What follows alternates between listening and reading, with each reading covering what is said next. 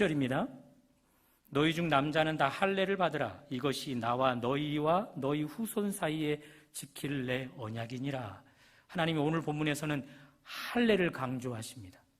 이것이 나와 너희 사이의 언약이다. 그러면서 할례를 강조해요. 언약, 공동번역본에 보면 계약으로 기록이 되어져요. 그래서 언약, 계약을 저는 왔다 갔다 하면서 사용할 수 있을 것 같아요.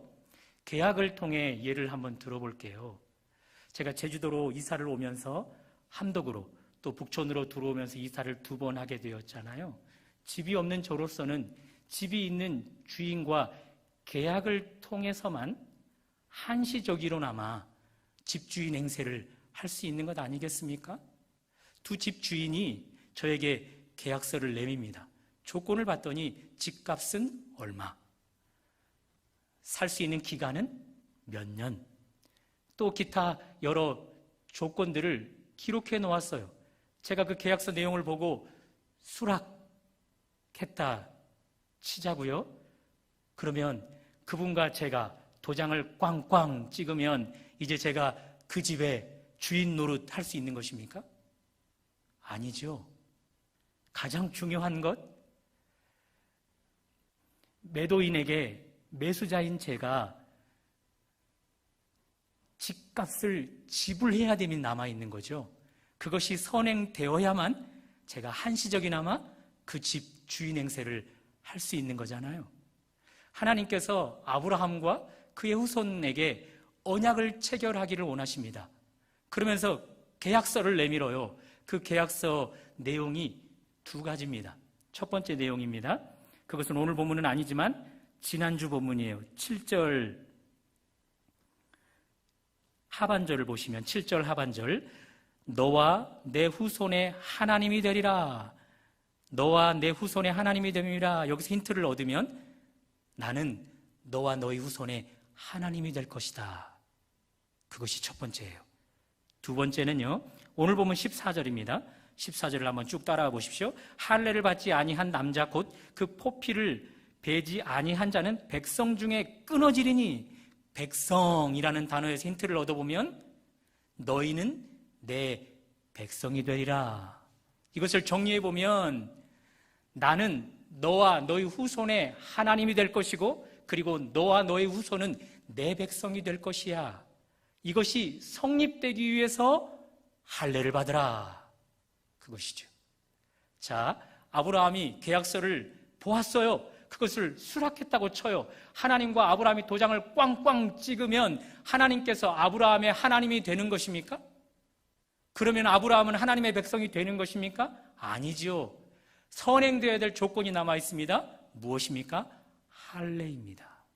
할례를 행할 때에야 하나님이 그들의 하나님이 되어주시고 그들은 하나님의 백성이 되는 거죠. 자, 그렇다면 할례, 그것을 언약으로 삼고 싶어 하는데 왜 하나님이 언약 체결을 할례로 하시는 걸까요? 잠시 언어 유희를 한번 살펴보고자 해요. 언약, 그 말이 계약이라는 말인데요, 원어로 보면 베리트입니다. 베리트, 언약, 명사형이잖아요. 그것이 원래 동사형에서 파송이 되었어요. 동사는 바라입니다. 이 뜻이 뭔지 아십니까? 놀라지 마십시오. 베어내다, 끊어내다 뜻입니다. 할례가 뭐예요? 몸의 일부분을, 포피를 베어내다, 떼어내다예요. 그러므로 하나님의 언어 유희를 지금 아브라함에게 사용하시는 거예요. 나는 베리트, 언약을 맺고자 하는데 그것의 동사형 바라, 베어라, 끊어내어라, 그것을 너희와 체결하기를 원해. 그것을 할례로, 베는 것으로, 떼어내는 것으로 행해줄 수 있겠니? 그렇게 말씀하시는 거죠. 이해가 되시나요? 충청도 분들은 아마 집에 가서야 이해가 될 것 같고요. 자, 그렇다면 이런 질문을 한번 해볼까요? 왜 하나님은 몸에 칼을 대는 것으로만 당신과 당신의 백성들의 언약이 체결되어짐을 말하는 걸까요? 몸에 칼 대지 않고 돈으로 대신할 수 없을까요? 당신은 육축이 재물이었는데, 재산이었는데 하나님 재물 좋아하시잖아요. 희생제사 좋아하시잖아요. 그분께 재물을 많이 드리는 것으로 할례를 대체할 수 없을까요? 하나님은 안 된답니다. 할례여야만 한답니다. 왜 하나님은 할례를 받아야만 언약이 체결되어짐을 말씀하시는 걸까요? 몸에서 부분을 떼어내고 베어내야 됨, 이것을 강조하는 이유는 그 몸으로는 안 된다라는 거죠. 그 몸으로는 하나님이 되어질 수 없고, 그리고 그 몸으로는 당신의 백성을 삼을 수가 없다라는 거예요. 그도 그럴 것이 기존의 그 몸 상태는 죄악된 몸이거든요. 죄악된 몸이어서 뒤틀리고 왜곡된 몸이기 때문에 나는 그런 몸을 가진 사람에게는 하나님이 될 수 없다는 것입니다. 그리고 그런 몸을 가지고서는 내 백성이 될 수 없다입니다. 성경은 그 몸을 우리에게 계속해서 이야기해 줍니다. 로마서 3장 23절, 모든 사람이 죄를 범하였음에 하나님의 영광에 이르지 못하더니, 한두 사람이 아니에요. 모든 사람이 죄 가운데 사로잡혀 하나님 앞에 제대로 설 수가 없는 거예요. 또 몸뿐만입니까? 몸 상태뿐만 아니라 내면은 어떻습니까? 예레미야 17장 9절, 만물보다 심히 거짓되고 부패한 것이 사람의 마음이라. 이를 누가 알리오마는. 마음 상태가, 기존 죄악된 마음 상태가 얼마나 부패한지 하나님은 그것을 적나라하게 보고 계십니다. 신약 성경에 예수님이 하셨던 말씀도 귀담아 들어볼 필요가 있겠죠. 마태복음 15장 11절, 입으로 들어가는 것이 사람을 더럽게 하는 것이 아니라 입에서 나오는 것이 사람을 더럽게 하는 것이니라. 입에서 나오는 것들은 마음에서 나오나니. 마음에서 나오는 것이 사람을 더럽게 한대요. 그 마음에서 나오는 것이 뭔데요? 계속해서 보면 악한 생각, 살인, 간음, 도둑질, 거짓 증언, 비방, 이런 것들이 사람을 더럽게 하는 것이니라. 그러니 그런 몸으로는, 그런 더러운 마음 상태로는 내 백성 될 수 없어. 나는 그런 몸을 가진 자의 하나님 될 수 없어. 그러므로 포피, 그런 몸의 일부를 떼어내고 베어내서 깨끗하게 되어야 돼. 의롭게 되어야 돼. 그런 자에게만 내가 하나님이 될 수 있고, 그런 자야만이 내 백성이 될 수 있어. 그것이 바로 할례를 행해야 할 의무인 거죠. 자, 그렇다면 우리는 신약 시대를 살아갑니다. 여러분과 저는 할례를 받아야 할까요? 말아야 할까요? 받아야 합니다. 할례가 신약 성경으로 넘어가 보면서 세례로 대처되는데요. 골로새서 2장 11절입니다. 제가 읽어드릴게요. 또 그 안에서, 여기 그는 예수님이에요. 예수님 안에서 너희가 손으로 하지 아니한 할례를 받았으니, 예수님 믿는 자들은요, 손으로 하지 않은 할례를 이미 받았답니다. 예수님 안에서 포피를 떼어내고 베어내는 할례 말고 예수님 안에서 손으로 하지 아니한 할례, 그것을 받았대요. 그러므로 예수님 안에서도 포피를 베어내지 않았음에도 불구하고 그 몸이 깨끗하게 되어질 수 있다는 거죠. 의롭게 되어질 수 있다는 거예요. 그 일이 예수님 안에서 어떻게 가능할까요? 그것이 바로 세례입니다. 이 부분을 여러분들이 한번 찾아보면 좋겠습니다. 골로새서 2장 12절입니다. 골로새서 2장 12절.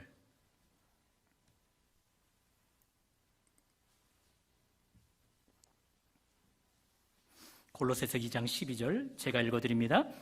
너희가 세례로 그리스도와 함께 장사되고 또 죽은 자들 가운데서 그를 일으키신 하나님의 역사를 믿음으로 말미암아 그 안에서 함께 일으키심을 받았느니라. 세례를 이야기하는데요, 그 세례를 예수님의 십자가와 부활 사건으로 연결시켜요. 먼저 세례는요, 성경상의 세례는 침례잖아요. 온몸이 물에 잠겼다가 나오는 것이 침례잖아요. 물속에 잠기는 순간 죄된 몸이 죽게 되는 거예요. 물속에서 나오는 순간 깨끗하게 의롭게 되어지는 거죠. 그것이 물속에 들어갔다 나왔다 하는 것으로 되는 것이 아니라 예수님의 십자가와 연결될 때 가능하답니다. 그래서 골로새서 2장 12절에 보면 예수님의 십자가와 함께 장사되는 것이 바로 물속에 잠긴다는 것입니다. 거기서 완전히 내가 십자가에 함께 못 박혀 죽을 때 그런 사람이 다시 부활할 수 있다는 거죠. 그 부활은 깨끗게 된, 의롭게 된 상태를 말해주는 거예요. 여러분과 저는 아마 다 침례가 아닌 물뿌림 세례를 받았을 거예요. 그렇죠? 목회자가 여러분에게 물뿌림 세례를 줄 때 그 순간 여러분은 예수님의 십자가에 함께 못 박힌 것입니다. 그리고 목회자가 성부와 성자와 성령의 이름으로 세례를 주노라 선포하는 순간 당신의 아들을 일으키셨던 하나님의 손에 의하여 여러분과 제가 죄된 몸이 죽었던 상황 속에서 살아남, 깨끗게 되어 의롭게 되어 살아난다, 그것이죠. 여기까지 할례의 기본 개념을 살펴보았어요. 기존 죄된 몸으로는 하나님께서 하나님이 되어줄 수가 없고 그 몸 상태로는 하나님 백성 될 자격이 안 된답니다. 그래서 그 몸의 포피를 어느 정도 떼어내어서 잘라내어서 깨끗게 되는 몸이 되어라, 의롭게 되라 말씀하셔서 할례를 명하고 계십니다. 그 할례가 신약으로 넘어오면서 세례라 말씀드렸습니다. 손으로 하지 아니한 할례, 그것이 예수님의 십자가에 함께 못 박힘으로 그리고 그 십자가에서 죽음 가운데서 부활함으로 세례가 온전히 이루어짐을 말씀드렸습니다. 자, 이제 이론적인 부분은 뒤로 한 채 우리의 실질적인 적용 차원으로 한번 넘어가 볼까요? 자, 여기 있는 여러분과 저는 다 세례를 받으셨습니다. 세례 신자입니다. 그렇다면 여러분과 제가 세례 받는 순간 의롭게 되어지는 것입니까? 아브라함에게 질문을 던져볼까요? 아브라함이 오늘 본문에서 할례를 받았기 때문에 의롭게 된 것입니까? 아닙니다. 그는 하나님 앞에 이미 의롭게 된 자입니다. 우리 창세기 15장 6절로 한번 가보실까요? 창세기 15장 6절. 15장 6절입니다. 제가 읽어드립니다. 아브라함이 여호와를 믿으니 여호와께서 이를 그의 의로 여기시고, 이미 의롭다 칭함받았습니다. 누가요? 아브라함이요. 하나님 앞에서 삶으로 너는 내게 의롭다라고 칭함받았단 말입니다. 그런 그가 오늘 17장에서 할례를 행하고 있는 거예요. 그러니 아브라함은 할례를 행해서 의롭게 된 자가 아니라 할례를 행하기 전부터 의로운 자라 칭함받았다라는 거죠. 할례를 행하기 전 의로웠던 자가 할례를 행함으로 의롭다람의 인침을 다시 한번 받은 거예요. 이 순서를 아시겠어요? 그러므로 아브라함에게 할례가 중요한 것이 아니라 그가 삶으로 하나님 앞에 의롭게 됨, 그것이 더 중요합니다. 의식으로 할례를 행하는 것이 중요한 것이 아니라 삶으로 하나님 앞에 의롭다 인정받는 것이 훨씬 더 중요하다는 것이죠. 우리의 세례도 마찬가지예요. 여러분과 저희가 세례를 받았어요. 그 의식이 중요한 것이 아니라 세례 받은 자로서 하나님 앞에 의롭다 인정함을 받고 있는 삶이 중요하다는 것입니다. 여러분들에게 세례를 베풀었던 목회자는요, 여러분의 믿음의 고백 뒤에 세례를 베풀었어요. 세례를 베풀 때 여러분이 하나님 앞에 의로운지 의롭지 않은지는 알 턱이 없어요. 인간 목회자는 말입니다. 자, 그런데 어떤 사람이 나 이제 세례 받았어? 나 이제 세례 받았으니 의롭게 되었어? 깨끗한 몸 되었어? 그러면서 하나님 앞에 의롭다라고 의기양양한다면요, 삶은 전혀 하나님 앞에 의롭지 않은데, 하나님 보시기에는 전혀 의롭다 인정할 수 없는데 나 세례 받았으니 이제 의로워라고 말만 한다면요, 그것 심각한 문제가 있다는 거죠.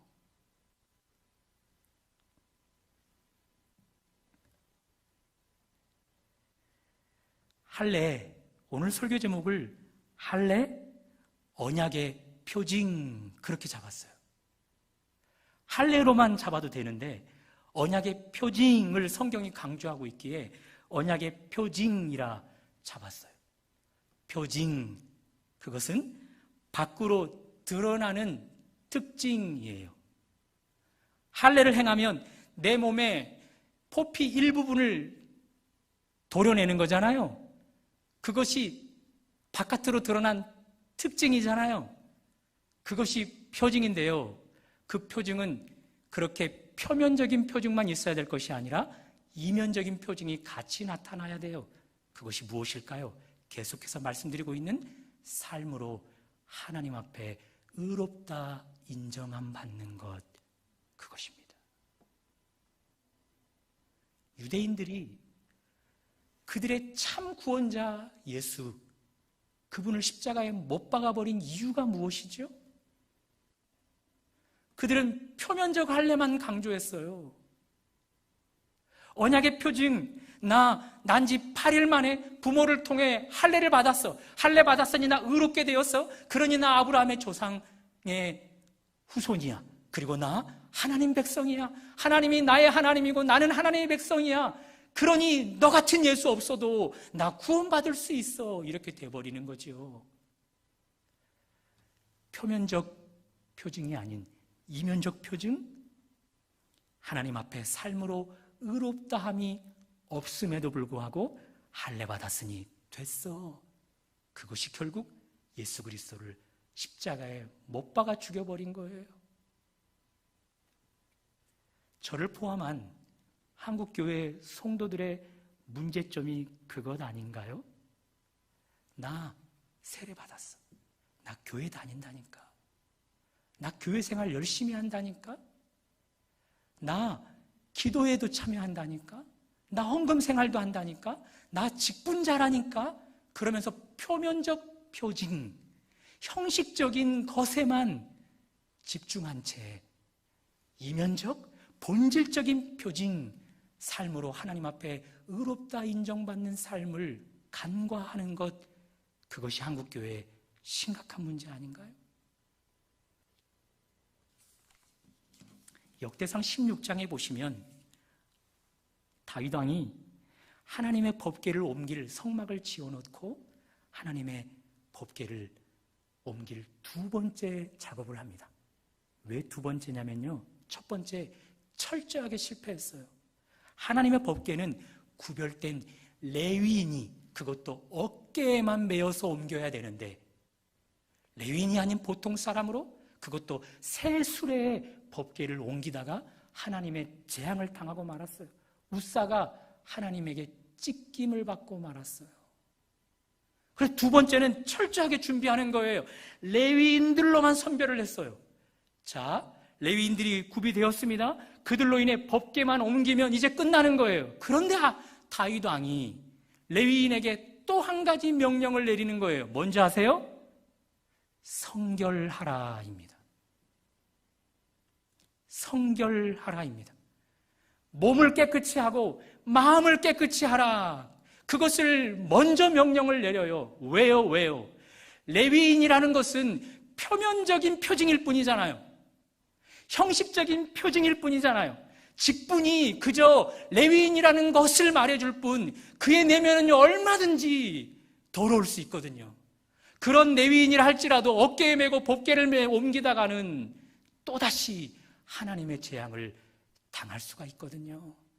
그래서 다윗 왕은 표면적인 표징뿐만 아니라 이면적인 본질적인 표징, 하나님 앞에 의롭게 되어지는 것, 마음으로 몸으로 성결하게 되는 것, 그 작업을 먼저 명한 것입니다. 그 레위인들이, 성별된 레위인들이 법궤를 다윗 왕의 그 지어놓은 성막으로 옮겼어요. 그때부터입니다.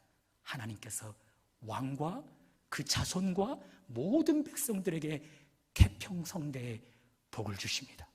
너희는 내 백성이 되고 그리고 나는 너희의 하나님이 되심을 태평성대의 복으로 풍성하게 허락해 주시는 것이죠. 동일합니다.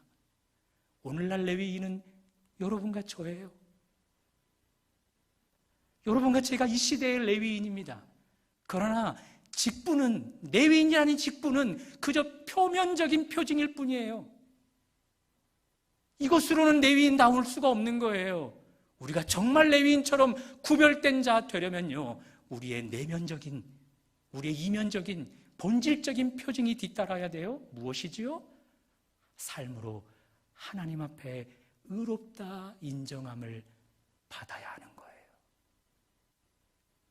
삶에서 하나님 앞에 의롭다 인정함을 받는 자, 법궤로 상징되는 하나님이 삶의 현장에 계속해서 함께 하십니다. 어디까지 함께 따라가십니다. 그리고 너희는 내 백성이고 나는 너희의 하나님이시다. 그것을 복을 주심으로 증명해내시는 것이죠. 문제는 형식적인 표징, 그것을 갖추기는 참으로 쉬운데 이면적인 본질적인 표징, 그것을 갖추기가 심히 어렵다라는 것이지요. 그것이 여러분과 저의 본질적인 문제 아닌가요? 그것 어떻게 해결할까요? 예수님의 십자가로만 해결되어집니다. 여러분 알고 계십니까? 예수님도 난지 8일 만에 할례를 행하셨음을?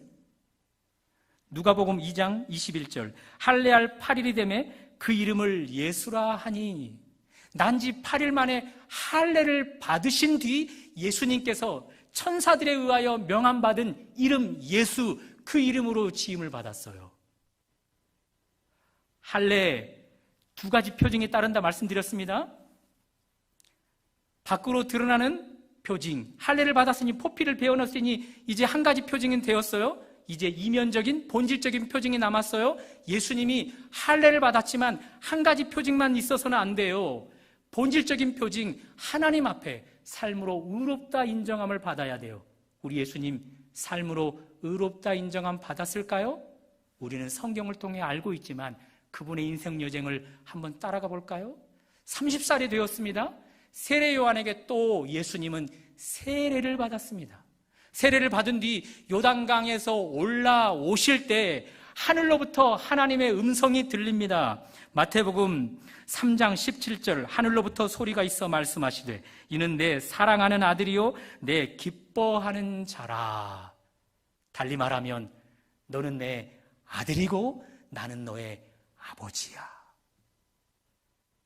무슨 말이죠?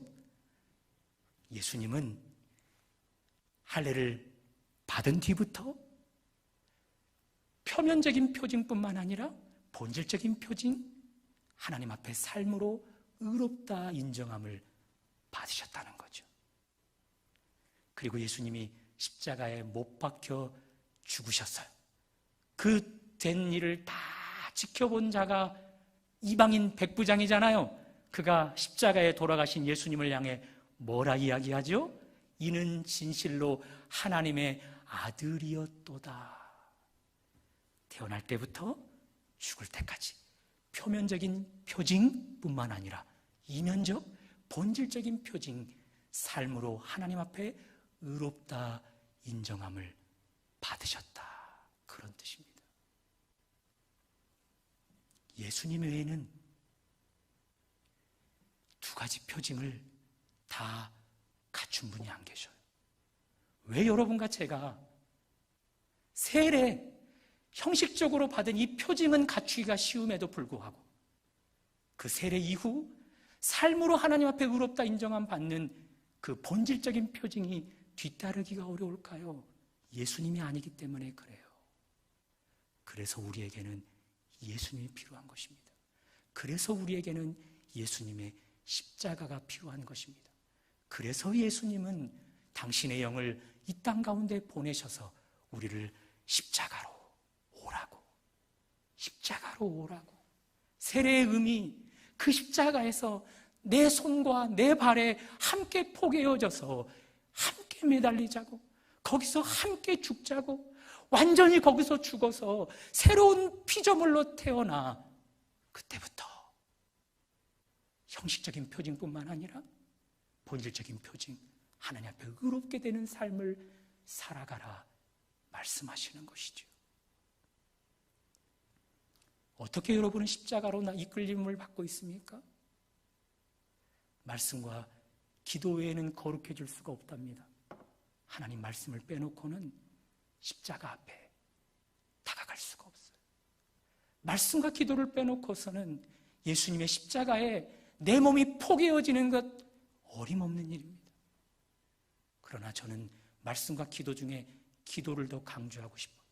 말씀은 저의 머리를 뜨겁게 하는데요, 기도는 저의 내면을 뜨겁게 만들어요. 결국 저의 삶을 바꾸는 것을 보면 내면이 뜨거워질 때예요.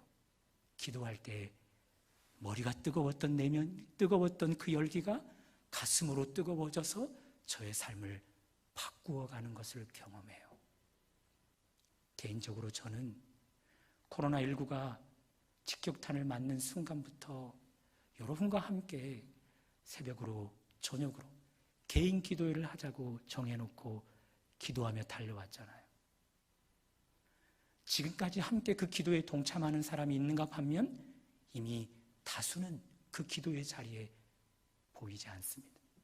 저 역시도 기도의 자리에 처음에는 열정적으로 참여하다가 아침 저녁으로 하니 이것이 습관이 되어지고 형식적이 되어지더라고요.